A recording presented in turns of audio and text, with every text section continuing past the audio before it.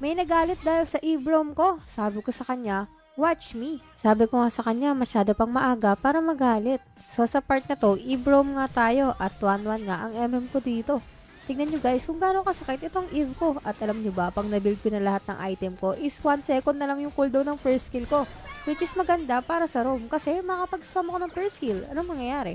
May slow ko yung kalaban. So if you want to try this Eve roam, pwede nyo gayahin yung build ko.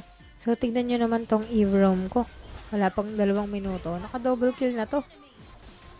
Gumawa pala ako ng squad para sa aking community at ang pangalan ng squad natin ay Slay. At nagre-recruit ako ng mga member. Mas prepare ko kung content creator ka. Kahit walang followers, pwede ka. Basta marunong ka mag-voice over at makisama. So priority ko pala is yung mga roamer, pati mga core. So possible tayong gumawa ng mga 3v3 at 5v5 in the future.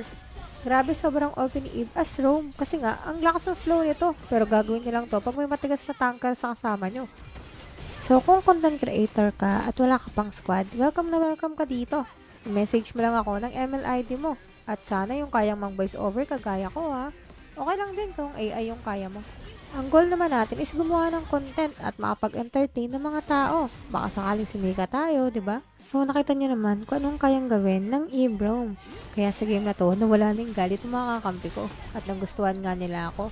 So para sa mga sasali ng community squad natin, sana marami kayong hero. Hindi pwedeng Kagura lang ha. Paano kasi yun? Isa lang hero natin lahat. Hindi pwede yun. So grabe yung snowball namin dito at hirap na hirap sila sa slow ko.